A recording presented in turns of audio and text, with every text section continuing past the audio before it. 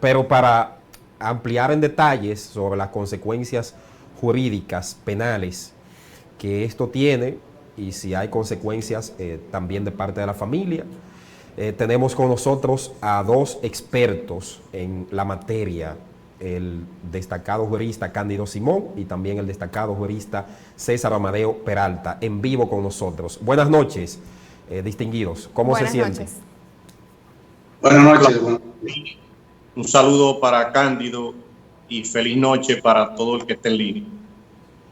Gracias por aceptar esta invitación. Queremos comenzar preguntándole cuáles son las consecuencias o implicaciones en el caso de este crimen tan horrendo que hemos visto de la niña Liz María. Iniciamos con usted, doctor Cándido Simón.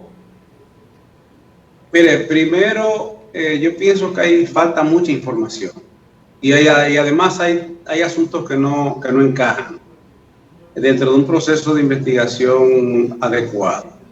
Lo otro es que no me atrevería a decir que hay un horrendo crimen por el hecho de que dice la policía que dijo el sospechoso que él lo habría cometido. Porque una declaración de un imputado, en principio, puede servir no como prueba, sino como medio de prueba, es decir, medio para probar, corroborado con otras evidencias, siempre y bajo la condición, conforme al artículo 104 del Código Procesal Penal, que lo haga con la asistencia, no con la presencia, la asistencia, es decir, la asesoría de su abogado ante el Ministerio Público, no en la policía, sino ante el Ministerio Público, espontáneamente, voluntariamente y con conocimiento de causa, es decir, sin coacción, a sabiendas de las consecuencias de lo que implica la declaración de confesión, porque hay declaraciones que son negativas o positivas. En el caso de la especie, sería una declaración positiva de comisión de los hechos alegados. Pero, como puede ser utilizado como un medio para probar, así eso es muy vulnerable porque él podría posteriormente, si no hizo la declaración ante su abogado, con la asistencia, es decir, la asesoría de su abogado, ante un representante del Ministerio Público, y después alegar que fue bajo coacción, simple y llanamente eso no serviría de nada, a menos que fuera corroborado por otras evidencias. Por ejemplo, él haya dicho, bueno, yo efectivamente la sustraje y la maté y la coloqué en la motocicleta, en el compartimiento de la motocicleta, y lo que aparece en el video efectivamente era el cuerpo de ella, ya muerto, que no me encaja, por el tamaño de la cubeta y el tamaño de la niña. Pero eso es un tema a ver más adelante. Le preguntaba, desde su óptica y como un destacado jurista, también experto en derecho penal, las implicaciones y las consecuencias en términos jurídicos penales que tendría este caso para el imputado. Mire, por ahora, no sé si es a mí, por ahora, lo que evidencia en principio el video y las imágenes de video podría ser utilizadas como prueba siempre que fuera recogido adecuadamente. Es decir, el hecho de que lo suban a las redes sociales y que lo recojan de ahí no significa necesariamente que sí pueda servir como prueba. Hay un procedimiento que el artículo 140 del Código Procesal Penal establece, que no puede ser editado, debe ser corrido, no debe ser una parte del video, sino el video completo durante el día completo, porque eso se puede distorsionar. Ustedes los que editan saben de lo que estoy hablando. Pero ese video lo que presenta es lo siguiente en síntesis y nos lleva a un punto que sería la sustracción de menor. Es que la niña entra al callejón, no se evidencia que ahí esté la casa de este señor, pero eso se puede corroborar. Entra al callejón y se pierde la imagen, o se queda la imagen sin contenidos. Luego, un tiempo después, entra como a las 8:35, 11 y algo, él sale con la motocicleta de reversa con un compartimiento detrás y un bulto dentro del compartimiento y sale. Eso es lo que se ve en el video. Si fuera así, bueno, primero, segundo, entre ese tiempo y el momento en que él regresa a la casa, a mí me da poco tiempo para poder hacer lo que él dice que hizo, que habría consistido en lo siguiente, en llevarse supuestamente el cadáver, porque no se ve que es un cadáver, se ve que es un bulto, llevarlo, cargarlo de piedra y lanzarlo al mar, y regresar a la casa. Entre esos dos momentos y las distancias a recorrer más la operatividad para conseguir hacer eso y que nadie lo vea, a mí hay algo que no me cuadra, porque es poco tiempo entre una cosa y la otra, entre el momento que él sale y el momento que regresa. Ese es un tema. El otro componente es que si es en un callejón, usualmente, no conozco el sitio, viven varias personas. Y si él estaba matando a la niña, por lo menos en la parte de atrás de una casa, si estaba matando a la niña, suponemos que ella debió haber gritado, o que en ese sitio habría por lo menos pizcas de sangre que logren determinar por pruebas de ADN o otro mecanismo, que hay varios, pues debe determinar que esa sangre correspondía a ella, correspondientemente, ahí sí habría un vínculo. Sí, doctor, yo quiero también compartir las opiniones. Sí, perdón. Implicaría una violación del artículo 345 del Código Penal, que es de 5 a 10 años. Sí, quiero compartir. Sí, muy bien. Compartir también la opinión de su colega, del abogado César Amadeo Peralta, sobre este caso. Sí, gracias. Un saludo nueva vez al amigo Cándido Simón y un saludo para ustedes. Gracias. Mira, definitivamente Cándido lleva razón cuando dice que se trata de un hecho aún basado en presunciones. A ese crimen u homicidio le falta información. Con lo que hay hasta el momento, a esa persona básicamente le van a conocer una medida de coerción porque hay una presunción y una cintila probatoria a través del video y que él confesó que cometió un hecho. Para una medida de coerción que debe ser conocida dentro de 48 horas, a él seguro le van a imponer una medida de coerción. Ahora, ¿qué va a seguir sucediendo? Depende de la medida de coerción que le impongan, la Fiscalía y la propia Policía Nacional tendrá que llevar una investigación más acabada. Inmediatamente se llegue a una etapa de audiencia preliminar de conocimiento de pruebas, sin el elemento material de la infracción, que es el cuerpo de la niña, ese caso en un juicio de fondo estaría totalmente a la deriva. Y es precisamente porque nuestras legislaciones no permiten el hecho de que a una persona se le imponga una condena en un juicio de fondo sin la prueba material.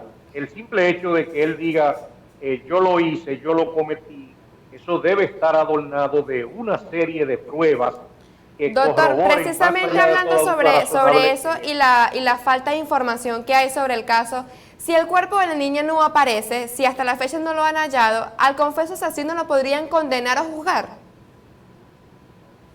En nuestro ordenamiento procesal penal, él quedaría liberado si ese cuerpo no aparece, porque no habría una prueba fehaciente para ese caso. Actualmente, déjeme decirle, discúlpame, Amadeo, el derecho es rico en contenidos y los juristas somos ricos en creatividad, y eso incluye a los jueces. En ese proceso, sí podría en principio retenerse la responsabilidad penal por ahora en el tema de la sustracción. La sustracción consistiría en haber distraído la niña del control de sus padres o las personas que le tutoreaban. De modo que si la niña fue a su casa y el de ahí la distrae a otro lugar y eso se pueda probar, por ejemplo, por algún testimonio que dé cuenta de que ella efectivamente a esa hora entró a la casa de él, entró al patio y en ese patio solo está su casa, y que entró a su casa y luego la niña no aparece, hay un componente importante de sustracción que le podría llevar hasta 10 años de privación de libertad en una condena eventual. Ahora, si después de esa imagen de video más su confesión, que es muy precaria porque puede retractarse, y si se retracta en este momento que habría dado la declaración ante la policía, y eso no vale para nada si no lo hizo del modo que hemos dicho, pero se evidencia, por ejemplo, alguna persona le dio a él tirar el cuerpo al mar, o se puede evidenciar que en el tránsito, en el trayecto, se recoja alguna imagen de video, por ejemplo, que ya los hay en diferentes sitios, de diferentes lugares,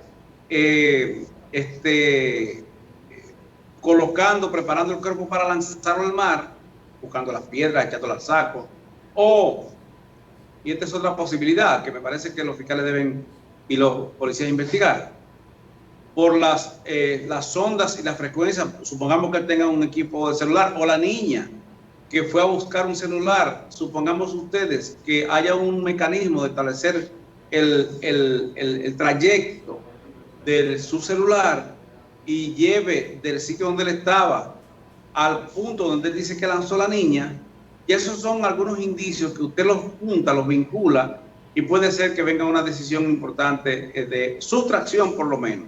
Ahora bien, déjenme precisar una información distorsionada. Se ha dicho que aquí hay 2 o 3 sentencias en que se ha condenado a personas, jurisprudencias, por imputación de homicidio sin la existencia del cuerpo. Por lo menos yo no conozco ninguna jurisprudencia, y una jurisprudencia lo es cuando llega a la Suprema Corte de Justicia. Sí hay por lo menos 2 casos en que sentencias de tribunales diferentes de primera instancia dictaron condena, pero una cantidad importante de sentencias de primera instancia las revocan en la Corte o las revocan en la Suprema Corte de Justicia. Entonces, y se quedan sin ser nada. Es decir, el hecho de que 2 tribunales de primera instancia colegiados en diferentes lugares, uno de ellos el distrito, haya condenado a una persona por homicidio sin la existencia del cuerpo, no pueden considerarse como una jurisprudencia en sí, sino como sentencias de tribunales que pueden ser contradichas por uno.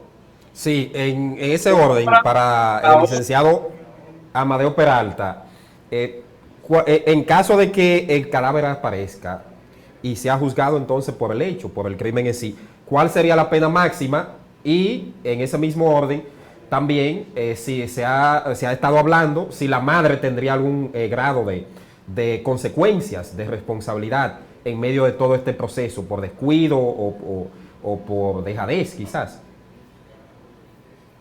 Mira, definitivamente las circunstancias objetivas, como se haya realizado el crimen, son las que van a determinar la pena.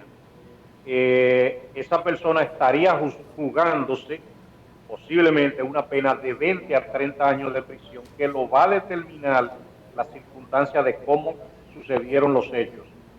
Si, por ejemplo, se comprueba a través de la aparición del cadáver el que también hubo una violación sexual, el que hubo un crimen de sangre como el cual se está presumiendo que aún no lo sabemos, y otras circunstancias objetivas, esa persona pudiera ser condenada hasta 30 años de prisión, pero la falta de información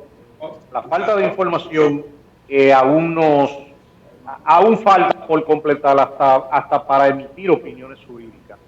O que la haya sometido a tortura, a trato cruel, o que, por ejemplo, en la hipótesis que la haya matado y que se compruebe que él la mató, que la haya matado con un arma de fuego ilegal. En ese caso serían 40 años, porque la ley de 635 establece que cuando se mata a una persona con un arma de fuego, un arma blanca, un arma de fuego ilegal, la pena podría ser hasta de 40 años.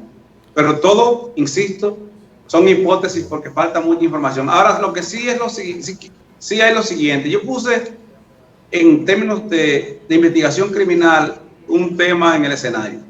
Es que hay componentes que no me cuadran. Hay algunos componentes que no cuadran. Y uno de ellos es, y verán en el video ahora con esta visión, uno de ellos es que la canasta en la que dice él que colocó el cuerpo de una niña de 9 años, que aunque es de contextura física delgada, pero reténgase que cuando no es lo mismo que una persona se ponga voluntariamente en cuclillas, en posición fetal, a que usted tenga que colocarla en posición fetal. Entonces, un cadáver es más difícil de cargar que una persona viva. Consecuentemente, a mí me dejó la inquietud de que no me encaja el pequeño compartimiento con relación al bulto que implicaría una niña de 9 años dentro de un saco, a menos que la haya picado, óigase bien, o la haya amarrado en posición de cuclillas, en posición fetal, bien atada para colocarla en el saco. Y de todas maneras, y además haya tomado el tiempo para posicionarla de buen acomodo. ¿A dónde es que voy con esto? A mí me parece que los investigadores deben buscar en otro lugar, porque puede ser que los esté distrayendo. Bien, en otro orden de ideas, y ya esta pregunta es para los dos, pueden contestarla el que quiera primero. A propósito del debate sobre la modificación del Código Penal Dominicano, ¿debería ser aprobado incluyendo el cúmulo de penas? Podemos empezar con el doctor Peralta. Sí, definitivamente, crimen como ese llama la atención del por qué el Código Penal aún no ha sido aprobado.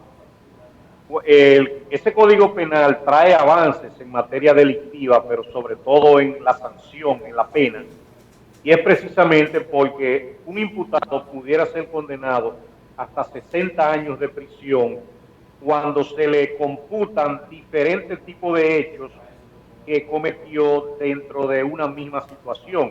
Por ejemplo, si recuérdate que estamos partiendo de hipótesis, si en ese caso del crimen a él le pueden imponer una pena por la violación de la menor, vamos a suponer 15 o 20 años de prisión, según cómo hayan sucedido los hechos. Por la tortura o actos de barbarie tiene otra pena. Por el crimen propio cometido tiene otra pena. Si tenía o no el arma de fuego que mencionó Cándido, ahí entraría otra pena. Si en eso también participaron una o más personas, entraría otra pena. La idea es que fíjense cómo posiblemente por un homicidio, por un crimen, un imputado puede sufrir una pena de 20 o de 30 años. Pero en este nuevo Código Penal, que ojalá que ya se introduzca en la Cámara Legislativa, la pena puede aumentar a 60 años de prisión. Imagínense, hay crímenes atroces como el cometido por el Chaman Chakra, donde el Chaman Chakra, por más que hizo, por más situaciones que cometió, la pena máxima a imponer en ese momento sería de 30 años de prisión. Pero si al Chaman Chakra le imponen 60 años de prisión, como también a esa persona, la sociedad los tuviera extirpado de su seno y de una u otra pena, aunque no va a resarcir la vida de ella, pero pagaría definitivamente la justicia. Le concedo la palabra a Cándido. Mira, hay una discusión que no es pacífica, un tema que no es pacífico, respecto de las ventajas o desventajas de las penas largas. La historia de la humanidad da cuenta de que las penas muy largas son simbólicas. Por ejemplo, hay en México, te puede condenar a una persona hasta 207 años, pero dígame si va a durar vivo 207 años. Eso es una posición que desde mi punto de vista, incrementar penas no ha servido de nada. Por ejemplo, en República Dominicana, la pena de muerte existió hasta 1928. En julio de 1928 se sustituyó para los crímenes capitales de sangre, que era para que existiera la pena de muerte en ese momento, se sustituyó por la pena máxima de 30 años. Y desde julio de 1928 hasta el mes de, acabamos de pasar julio del año 2020, nadie ha cumplido 30 años en la cárcel. O se muere antes, o se le sustituye la pena, o se fuga. Nadie ha cumplido 30 años en la cárcel. Consecuentemente, una pena superior a 30 años termina siendo simbólica. que en definitiva, déjeme decirle, en ninguna parte del mundo se ha evidenciado que el incremento de penas, lo que implicaría la acumulación, sirva como disuasivo para que la gente no cometa infracciones. Si no, pregúntese en México si ha bajado la criminalidad por el hecho de que hayan incrementado la pena. Pregúntese en Centroamérica, Guatemala y El Salvador, que existe la pena de muerte. Si en la parte de Brasil, que se incrementan muchísimo, altísimas las penas. Pregúntese si hay menos violencia en México, las maras de Centroamérica o en las favelas de Brasil, por el hecho de que las penas son más largas. La historia de la penología moderna ha demostrado que el incremento de penas no reduce la criminalidad, porque eso implicaría delegar la responsabilidad del control preventivo en la justicia. Y la justicia entra cuando ya el hecho se ha cometido. Y cuando una persona va a cometer un hecho, usualmente no revisa qué dice la ley para ver cuáles son las consecuencias. Lo acomete y ya. Si usted quiere saber, imagínense con los jóvenes que hacen asaltos en las calles. Si ellos revisan lo que dice el Código Penal y cuál será la consecuencia penal. El que comete un hecho criminal, en esencia, sobre todo violento y rápido, evalúa 3 temas, 3 puntos. La efectividad, es decir, que logre el objetivo, asaltar y quitarte el dinero. La discreción y la ruta de escape. O sea, lograrlo, que no lo vean y escapar. Y ya no le importa que lo vean porque frente a las cámaras, sin máscara y sin mascarillas, acometen los hechos sabiendo que en el caso de República Dominicana hay una cámara por cualquier lado o un celular te graba.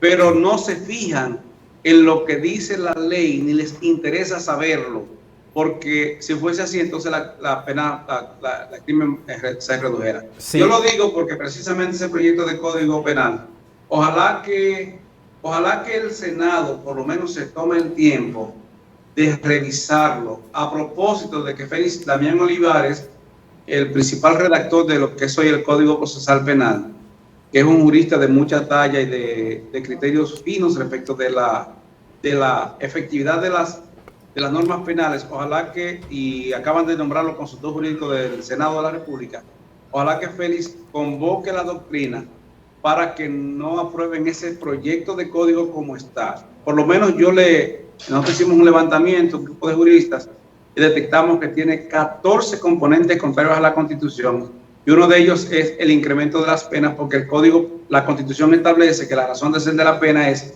apresar a la persona, integrarlo en un centro de formación, no me gusta decir de un centro de corrección, no me gusta decir de reeducación, porque no todo el que está preso es ineducado. Sí, se nos está acabando el tiempo, doctor.